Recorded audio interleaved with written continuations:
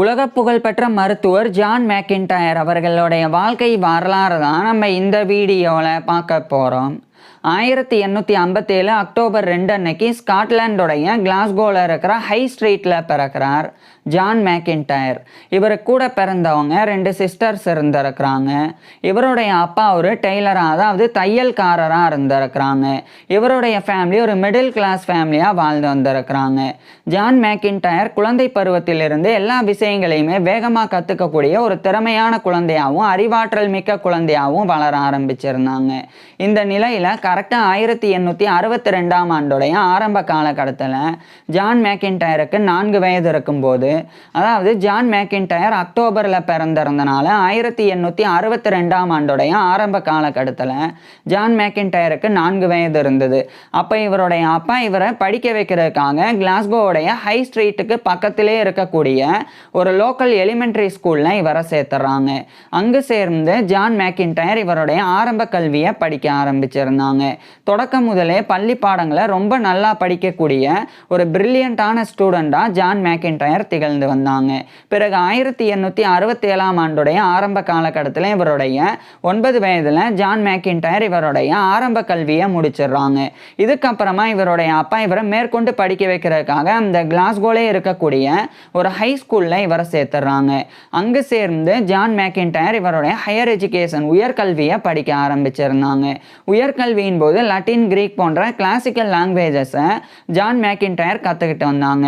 அதுக்கப்புறமா ஜான் மெக்கின்டையர் சயின்ஸ்லையும் மேத்தமேட்டிக்ஸ்லையும், அதாவது அறிவியல்லையும் கணிதவியல்லையும் ஆர்வம் காட்ட தொடங்கியிருந்தாங்க. அறிவியலில் குறிப்பாக இவர் ஃபிசிக்ஸ், அதாவது இயற்பியல் பாடத்தில் இவர் அதிகமான ஆர்வம் காட்டி வந்தாங்க. இந்த இயற்பியல் பாடத்திலையும் அதே மாதிரி கணிதவியல்லையும் ஜான் மெக்கின்டையருக்கு இருந்த ஆர்வமானது படிப்படியாக அதிகரிக்குது. இதன் மூலமாக இவருக்கு எலக்ட்ரிக்கல் இன்ஜினியரிங், மின் பொறியியல்லையும் ஆர்வம் ஏற்படுது. ஏன்னா இந்த காலகட்டத்தில் இந்த மின்சாரம் சார்ந்த விஷயங்கள் படிப்படியாக வளர்ச்சி அடைய தொடங்குது. ஸோ அந்த ஒரு ஃபீல்டுலேயே ஜான் மெக்கின்டையரும் ஆர்வம் காட்ட தொடங்குறாங்க.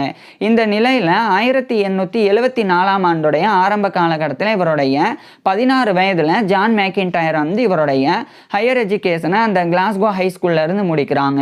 முடிச்சதுக்கப்புறமா அதே கிளாஸ்கோவில் இருக்கிற அந்த ஹை ஸ்கூல்லையே ஜான் மெக்கின்டையர் ப்ரீ மெட்ரிகுலேஷன் ஸ்டடி பண்ண ஆரம்பிக்கிறாங்க. இது பிஃபோர் காலேஜ் ப்ரிப்பரட்டரி கோர்ஸ் அப்படின்னு அழைக்கப்படும். அதாவது காலேஜ் ஜாயின் பண்ணி படிக்கிறதுக்கு முன்னாடி படிக்கக்கூடிய ஒரு 1 இயர் கோர்ஸ் தான் இது.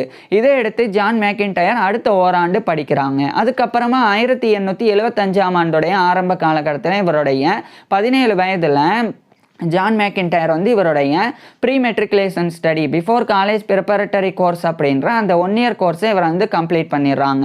இந்த நிலையில தான் ஜான் மெக்கின்டையர் எலக்ட்ரிக்கல் இன்ஜினியரிங் படிக்கணும் அப்படின்னு விரும்பினால அந்த கிளாஸ்கோலே இருக்கக்கூடிய பல இன்ஸ்டிடியூஷன்ஸ், அகாடமியிலலாம் இவர் போய் எலக்ட்ரிக்கல் இன்ஜினியரிங் சார்ந்த கோர்சஸ்லாம் பண்ண ஆரம்பிக்கிறாங்க. அதுக்கப்புறமா ஒரு அப்ரெண்டிஸ் எலக்ட்ரிஷியனாகவும் இவர் ஜாயின் பண்ணி எலக்ட்ரிக்கல் இன்ஜினியரிங்கில் ஒரு அப்ரெண்டிஸாக இருந்து பயிற்சியையும் பெற தொடங்குறாங்க. இந்த நிலையில தான் மெல்ல மெல்ல ஜான் மெக்கின்டையருக்கு மருத்துவத்தின் மீது ஆர்வம் ஏற்பட ஆரம்பிக்குது. எப்படின்னா இவர் அப்ரெண்டிஸ் எலக்ட்ரிஷியனாக இருக்கும்போது மருத்துவத்திலேயே நிறைய மெடிக்கல் அதாவது எலக்ட்ரிசிட்டி சார்ந்த விஷயங்கள் பயன்பாட்டில் இருக்கு அப்படின்றத படிப்படியாக ஜான் மெக்கின்டையர் உணர ஆரம்பிக்கிறாங்க. குறிப்பாக இந்த எலக்ட்ரோ தெரப்பி, அதுக்கப்புறமா ஃபெராட்டிக் தெரப்பின்னு இருக்கு. அதே மாதிரி இன்னும் கூடுதலாக கால்விக் தெரப்பி, இது மாதிரியான அதாவது மின்சாரத்தை பயன்படுத்தி ட்ரீட்மெண்ட் சிகிச்சை கொடுக்கக்கூடிய முறைகளும் இருந்தது. ஸோ இதில் இவருக்கு ஆர்வம் ஏற்பட்டனால இவர் மருத்துவம் படிக்கணும்னு முடிவு செய்கிறாங்க. இந்த நிலையில் கரெக்டாக 1878ஆம் ஆண்டு ஜான் மெக்கின்டையர் அந்த கிளாஸ்கோலே இருக்கக்கூடிய university of Glasgow medical school, அது இன்னைக்கு university of Glasgow school of medicine, dentistry and nursing அப்படின்னு அழைக்கப்படுது. அங்கே ஜான் மெக்கின்டையர் 1878ஆம் ஆண்டு ஜாயின் பண்ணி மருத்துவம் படிக்க ஆரம்பிக்கிறாங்க. குறிப்பாக இவர் MBCM படிக்க ஆரம்பிக்கிறாங்க. MBCM அப்படின்னா லட்டின்ல மெடிசனே பேக்கலோரியஸ் மெஜிஸ்டர் சிருஜி அப்படின்னு அர்த்தம். இது இங்கிலீஷில் bachelor of medicine and master of surgery, so MBMS. So அதை ஜான் மெக்கின்டையர் அந்த யூனிவர்சிட்டி ஆஃப் கிளாஸ்கோ மெடிக்கல் ஸ்கூலில் படிக்கிறாங்க. படிக்கும்போது தொடர்ச்சியாக இந்த எலக்ட்ரிசிட்டி மெடிசனில் எந்த அளவுக்கு பயன்பாட்டில் இருக்குது, அதை எப்படி நம்ம இன்னும் அப்ளிகேஷனாக மாற்றலாம் அப்படின்றதுல ஜான் ஜான் மேக்கின்டயர் வந்து ஆர்வம் காட்டியிருந்தாங்க. பின்னர் 1882ஆம் ஆண்டு கிட்டத்தட்ட இவருடைய 24-25 வயதில் ஜான் மேக்கின்டயர் வந்து இவருடைய மருத்துவ கல்வி அந்த MBCM அதாவது அந்த MBMS வந்து யூனிவர்சிட்டி ஆஃப் கிளாஸ்கோ மெடிக்கல் ஸ்கூல்ல இருந்து முடிக்கிறாங்க. ஸோ மெடிசனே பேக்கலோரியஸ் மேஜிஸ்டர் சிறுஜியை அதாவது bachelor of medicine and master of சர்ஜரியை வந்து இவர் 1882ஆம் ஆண்டு முடிச்சிடுறாங்க. முடித்த உடனடியாக ஜான் மேக்கின்டயர் வந்து அந்த கிளாஸ்கோலே இருக்கக்கூடிய கிளாஸ்கோ ராயல் இன்ஃபர்மரி அப்படின்ற ஒரு டீச்சிங் ஹாஸ்பிட்டல், இது ஷார்ட்டா GRI அப்படின்னு அழைக்கப்படும். இங்கு வந்து அதாவது இந்த GRI அப்படின்ற கிளாஸ்கோ ராயல் இன்ஃபர்மரியில் நோயாளிகளுக்கு சிகிச்சை மட்டும் வழங்கப்படும். அது ஒரு நார்மல் ஹாஸ்பிட்டல் மட்டும் கிடையாது. அங்க வந்து மருத்துவ மாணவர்களுக்கு மருத்துவ கல்வியும் மருத்துவ பயிற்சியும் கூட வழங்கப்படும். ஸோ அந்த மாதிரி ஒரு டீச்சிங் ஹாஸ்பிட்டல். ஸோ அந்த கிளாஸ்கோ ராயல் இன்ஃபர்மரியில் ஜாயின் பண்ணி ஜான் மேக்கின்டயர் வந்து மருத்துவத்தில் பயிற்சி பெற ஆரம்பிக்கிறாங்க. குறிப்பாக ஜான் மேக்கின்டயர் வந்து இவருடைய மருத்துவ பயிற்சியின் போது இந்த நோஸ் அதே மாதிரி த்ரோட் அதாவது மூக்கு தொண்டை இது குறித்து இதில் ஏற்படக்கூடிய நோய்கள் அதுக்கு சிகிச்சை கொடுக்கக்கூடிய முறைகள் இது குறித்து தான் இவர் கிளாஸ்கோ ராயல் இன்ஃபர்மரியில் ஜான் மேக்கின்டயர் வந்து பயிற்சியை மேற்கொள்ள தொடங்குறாங்க. மேலும் இவர் படித்த யூனிவர்சிட்டி ஆஃப் கிளாஸ்கோ மெடிக்கல் ஸ்கூலில் இவர் ஒரு டெமான்ஸ்ட்ரேட்டர் ஆஃப் அனாட்டமியாவும் நியமிக்கப்படுறாங்க.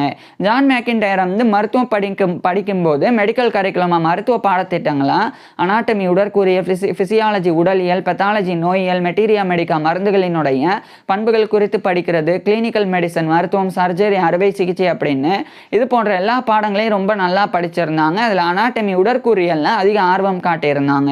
உடற்கூறியல் அப்படின்னா உடல் உறுப்புகள், திசுக்கள், எலும்புகள் அவைகளினுடைய ஸ்ட்ரக்சர் கட்டமைப்பு குறித்து படிக்கிறது தான் உடற்கூறியல் அப்படின்றது. உதாரணத்துக்கு நம்மளுடைய உடல்ல இதயம் வந்து எங்க இருக்கு, அந்த இதயத்தினுடைய வடிவம், அந்த இதயத்துல எத்தனை சேம்பர்ஸ் அறைகள் இருக்கு, அந்த இதயத்தில் இருக்கக்கூடிய இரத்த நாளங்களினுடைய அந்த இரத்த நாளங்களினுடைய எண்ணிக்கை, ஸோ இது மாதிரி நம்மளுடைய உடல் உறுப்புகள், திசுக்கள், எலும்புகளினுடைய கட்டமைப்பு குறித்து படிக்கிறது தான் அனாட்டமி. ஸோ அதில் ஒரு டெமான்ஸ்ட்ரேட்டராக யூனிவர்சிட்டி ஆஃப் கிளாஸ்கோ மெடிக்கல் ஸ்கூலில் ஜான் மேக்கின்டயர் வந்து நியமிக்கப்பட்டிருந்தாங்க. டெமான்ஸ்ட்ரேட்டர் அப்படின்ற பொறுப்பு என்னன்னா நேரடியாக உடற்கூறியலை மருத்துவ மாணவர்களுக்கு விளக்கி காமிக்கணும். உதாரணத்துக்கு இப்போ வந்து உடல் உறுப்புகளை மருத்துவ மாணவர்களுக்கு கற்பிக்கணும். உடல் உறுப்புகள் பற்றினா நேரடியாக சடலங்கள் அல்லது விலங்குகள், ஸோ அந்த விலங்குகளினுடைய சடலங்கள்லாம் பயன்படுத்தி மெடிக்கல் இன்ஸ்ட்ருமெண்ட்ஸ் பயன்படுத்தி டைசெக்ட் பண்ணி அதன் மூலமா நேரடியா வந்து விளக்குறது, அதே மாதிரி டயக்ராம்ஸ் கூட பண்ணலாம். ஸோ இது மாதிரியான வேலைகள் பார்க்கறது தான் டெமான்ஸ்ட்ரேட்டர் அப்படின்ற பொறுப்பு. ஸோ இந்த மாதிரி டெமான்ஸ்ட்ரேட்டர் ஆஃப் அனாட்டமியா ஜான் மேக்கின்டயர் ஒரு பக்கம் வந்து ஒர்க் பண்ணாங்க.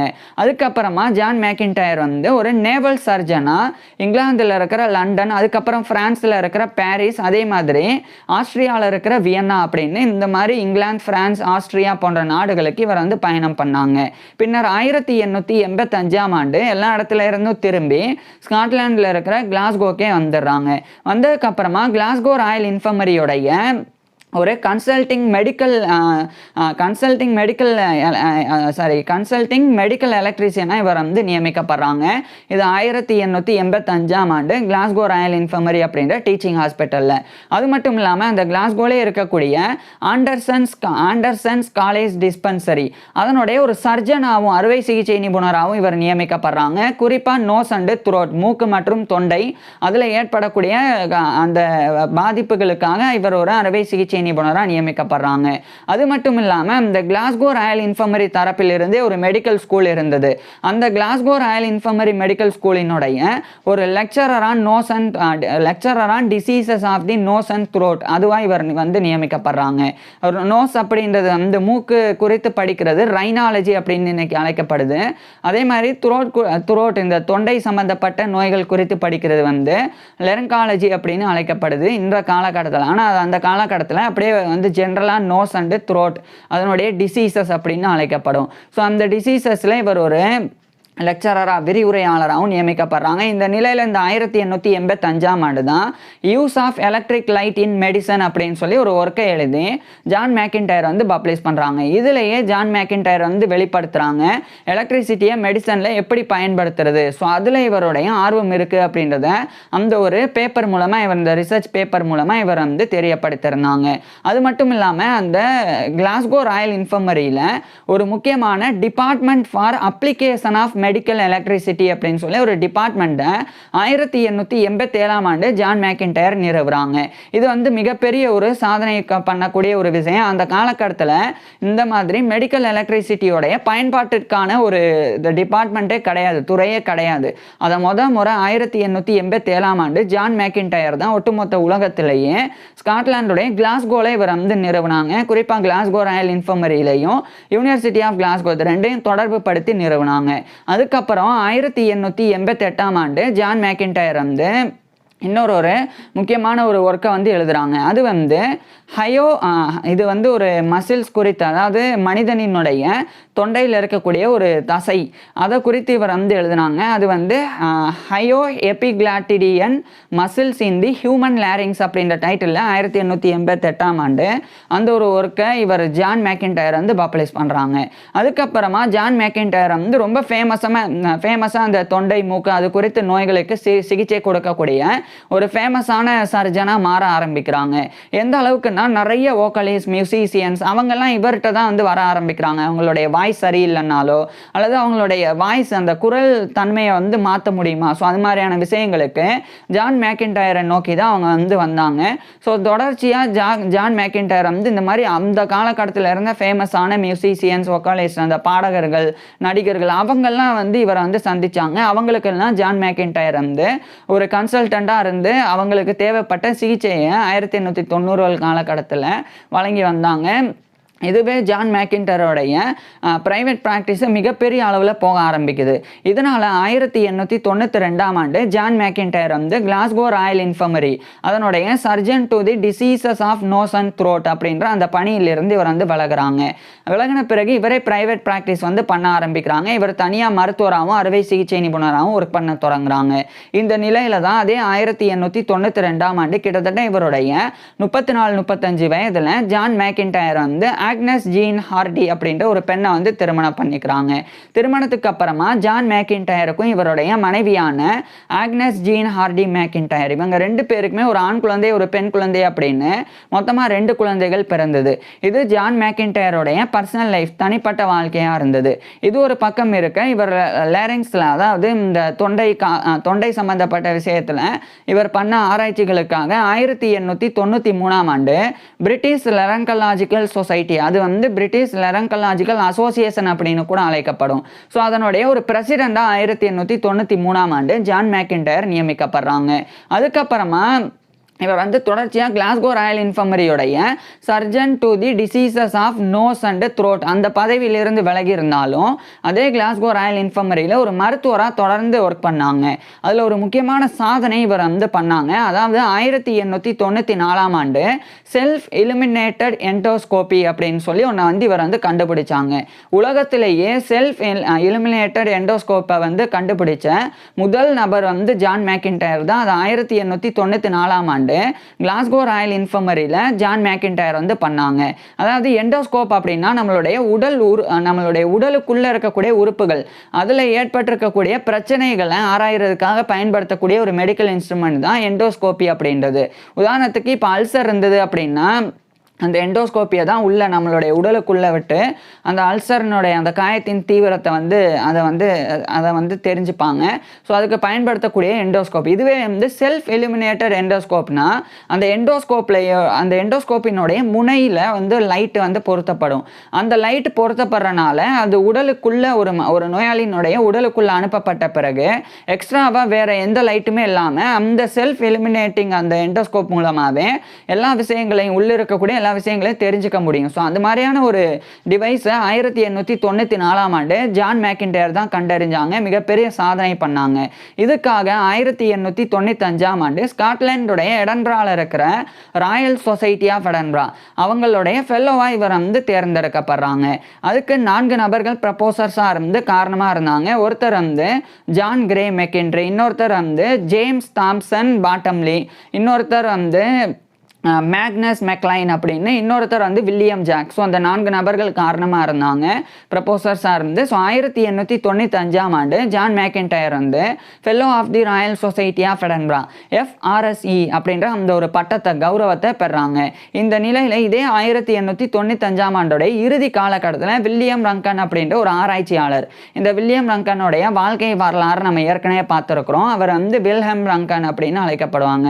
அந்த வில்ஹெம் ரங்கன் வந்து எக்ஸ்ரே இன்னைக்கு பயன்படுத்தக்கூடிய அந்த மிஷினான எக்ஸ்ரே அது வந்து 1895ஆம் ஆண்டோட இறுதி காலகட்டத்தில் அவர் வந்து கண்டறிகிறாங்க. அவர் கண்டறிஞ்சதுக்கு அப்புறமா இப்போ அதனுடைய மெஷின் வந்து ஒன்று அவர் சொன்னபடி உருவாக்கணும். ஸோ அதுக்கு வந்து வில்லியம் தாம்சன் ஃபர்ஸ்ட் பேரன் கேல்வன், அவர் வந்து த லார்ட் கேல்வின் அப்படின்னு அழைக்கப்படுவாங்க. ஒரு தலை சிறந்த மேத்தமேட்டிக்கல் பிசிசிஸ்ட் வந்து ஒரு இன்ஜினியரும் கூட. அவர் வந்து ஒரு மெஷினை 1896ஆம் ஆண்டோடைய ஆரம்ப காலகட்டத்தில் உருவாக்குறாங்க. அந்த மெஷினை அவர் உருவாக்குனதுக்கு அப்புறமா, அதாவது எக்ஸ்ரே மெஷினை அவர் வந்து உருவாக்குறாங்க. அதாவது வில்ஹெம் ரங்கன் வந்து எப்படி பண்ணால் எக்ஸ்ரே மிஷினை உருவாக்க முடியும் அப்படின்னு அவர் வெளியிட்டாங்க. ஸோ அதுபடி 1896 ஆரம்ப காலகட்டத்தில் இந்த வில்லியம் தாம்சன் அப்படின்ற ஃபர்ஸ்ட் அந்த த லார்ட் கேல்வன் வந்து அதை கண்டுபிடிக்கிறாங்க. அதை வந்து இப்போ பயன்படுத்தணும். அதுக்கு வந்து இவரை தான் ஜான் மேக்கின்டையரை 1896 பிப்ரவரி 5 அன்னைக்கு அழைக்கிறாங்க கிளாஸ்கோ ராயல் இன்ஃபர்மரியிலே. அதை வந்து செக் பண்ணி காமிங்க அப்படின்னு. யாருன்னா ஜான் தாம்சன் பாட்டம்லி, அதாவது இவர் வந்து ராயல் சொசைட்டி ஆஃப் எடன்பராவுடைய ஃபெல்லோவா தேர்ந்தெடுக்கப்படுறதுக்கு காரணமாக இருந்த 4 நபர்கள் ஒருத்தர் தான். இந்த ஜான் தாம்சன் பாட்டம்லியோடைய அங்கிள் தான், அதாவது ஜான் தாம்சன் பாட்டம்லியோடைய அம்மாவினுடைய சகோதரர் தான் இந்த வில்லியம் தாம்சன் அப்படின்ற த லார்ட் கேல்வின். ஸோ அவர் கண்டுபிடிச்சிருந்ததை அவர்னால செக் பண்ண முடியல, ஏன்னா அவர் அந்த காலகட்டத்தில் நோய்வாய்ப்பட்டிருந்தாங்க.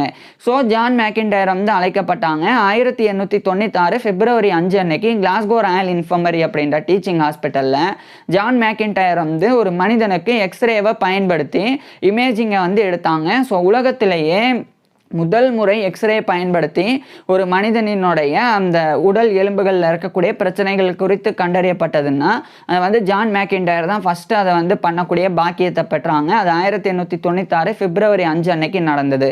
அதுக்கப்புறம் அடுத்த மாதமே ஜான் மேக்கின்டையர் வந்து அந்த எக்ஸ்ரேயில் சில டெவலப்மெண்ட்ஸை ஏற்படுத்துகிறாங்க. குறிப்பாக இவர் வந்து எக்ஸ்ரே மூவியை வந்து உருவாக்குறாங்க. அது எப்படி பண்ணாங்கன்னா, இப்போ ஒரு தவளை இருக்குன்னா அந்த தவளையினுடைய அந்த காலுக்குள்ளே இருக்கக்கூடிய அந்த ஒரு செயல்பாடு அது எப்படி இருக்குது அப்படின்றத மூவி மாதிரி அதை பண்ணி எக்ஸ்ரே மூவி எடுத்து அதை 1896ஆம் ஆண்டு ஜான் மேக்கின்டையர் வந்து ஆடியன்ஸ் மத்தியில் வெளிப்படுத்தினாங்க. அதை பார்க்குறதுக்கு அந்த காலகட்டத்தில் இருந்த மக்களுக்கு ரொம்பவும் சுவாரஸ்யமாக இருந்தது. ஏன்னா அந்த காலகட்டத்திலலாம் பெருசாக அந்த வீடியோ ரெக்கார்ட் பண்ணுறது அது மாதிரி எந்த விஷயங்களும் கிடையாது. அப்போ ஜான் மேக்கின்டையர் இதை பண்ணாங்க. இது ஒரு சாதனை. அதை தாண்டி ஜான் மேக்கின்டையர் வந்து அந்த ஒரு விஷயத்தை அவர் உருவாக்கியிருந்த அந்த எக்ஸ்ரே பயன்படுத்தி உருவாக்கியிருந்த மூவி.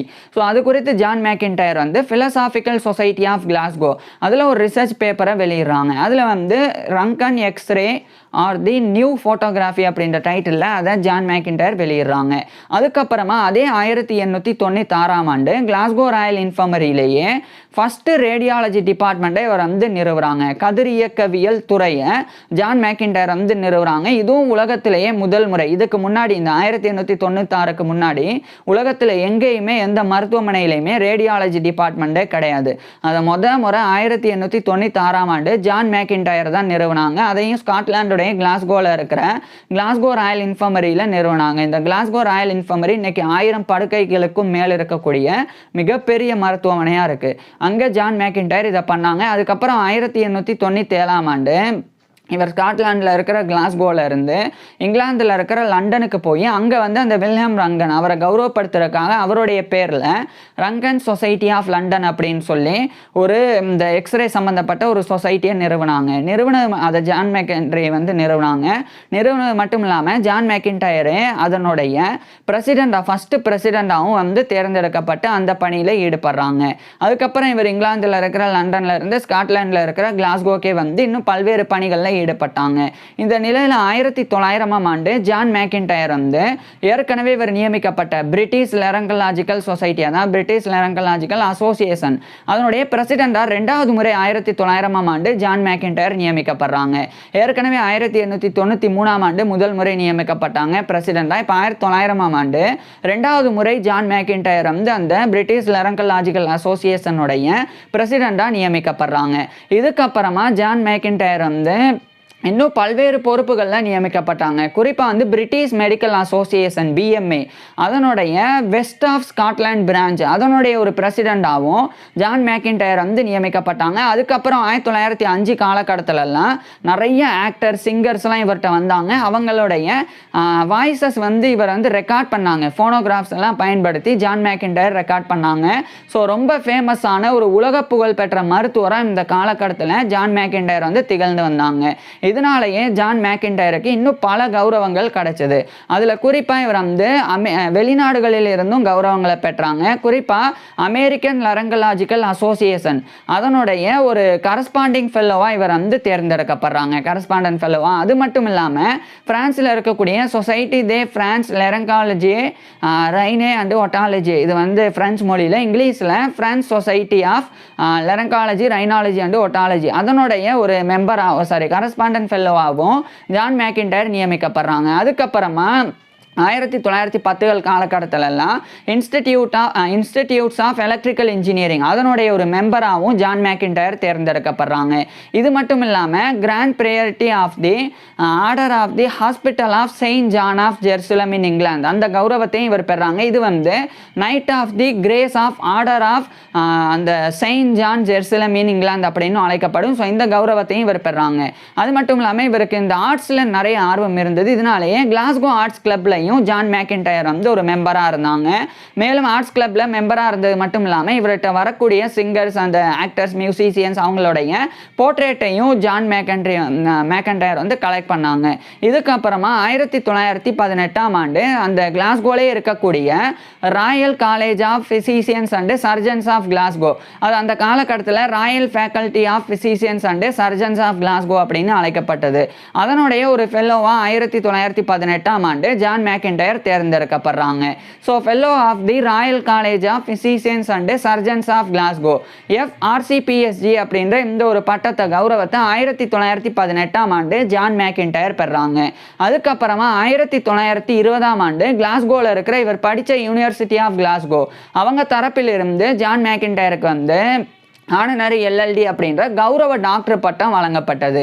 அதாவது LLD அப்படின்னா லெகம் டாக்டரேட் அப்படின்னு லட்டின்ல அர்த்தம். இது இங்கிலீஷில் கேனன் லா சிவில் லா 2 லாஸ் உள்ளடங்கிய டாக்டர் ஆஃப் லாஸ் அப்படின்ற கௌரவ டாக்டர் பட்டம். ஸோ அந்த ஆனனரி LLD தான் 1920ஆம் ஆண்டு ஜான் மெக்கின்டையர் வந்து யூனிவர்சிட்டி ஆஃப் கிளாஸ்கோல இருந்து பெற்றாங்க. இது மட்டும் இல்லாமல் இன்னும் எக்கச்சக்கமான கௌரவங்கள் பெற்றாங்க. குறிப்பாக பிரிட்டிஷ் ஜேர்னல் ஆஃப் லாரங்காலஜி ரைனாலஜி அண்ட் ஒட்டாலஜி அதனோட ஒரு ஜாயிண்ட் எடிட்டராக கூட ஜான் மெக்கின்டையர் வந்து நியமிக்கப்பட்டாங்க. லாரங்காலஜி அப்படின்றது தொண்டை சம்பந்தப்பட்ட நோய்கள் குறித்தது, ரைனாலஜி அப்படின்னா மூக்கு சம்பந்தப்பட்ட நோய்கள் குறித்தது, அதே சமயம் ஒட்டாலஜி அப்படின்னா காது சார்ந்த பிரச்சனைகள் ஏற்படுறது. ஸோ இந்த மூன்றுக்கு உண்டான ஒரு ஜேர்னல் தான் பிரிட்டிஷ் ஜேர்னல் ஆஃப் லாரங்காலஜி ரைனாலஜி அண்ட் ஒட்டாலஜி அதனுடைய ஒரு ஜாயிண்ட் எடிட்டராக தான் ஜான் மெக்கின்டையர் நியமிக்கப்பட்டாங்க. ஸோ இது மாதிரி ரைட்டிங், எஜுகேஷன், ரிசர்ச் அப்படின்னு சொல்லி பல்வேறு விதத்தில் ரொம்ப புகழ்பெற்ற ஒரு மருத்துவராகவே ஜான் மெக்கின்டையர் திகழ்ந்து வந்தாங்க. இந்த நிலையில தான் 1926ஆம் ஆண்டு ஜான் மெக்கின்டையருடைய மனைவியான ஆக்னஸ் ஜீன் ஹார்டி மெக்கின்டையர் அவங்க வந்து இறந்து போயிடுறாங்க. இது ஜான் மெக்கின்டையருடைய பர்சனல் லைஃப்பில் இவருக்கு ஏற்பட்ட ஒரு பெரிய இழப்பாக இருந்தது. இதிலிருந்து மீண்டு வர முடியாமல் ஜான் மெக்கின்டையரும் நோய்வாய்ப்படுறாங்க. இறுதியாக 1928ஆம் ஆண்டு அக்டோபர் 29 அன்னைக்கு இவருடைய 71 வயதில் ஜான் மெக்கின்டையர் இறந்து போயிடுறாங்க. ஸோ 1928 அக்டோபர் 29 அன்னைக்கு இவருடைய 71 வயதில் ஜான் மெக்கின்டையர் வந்து இறந்து போயிடுறாங்க.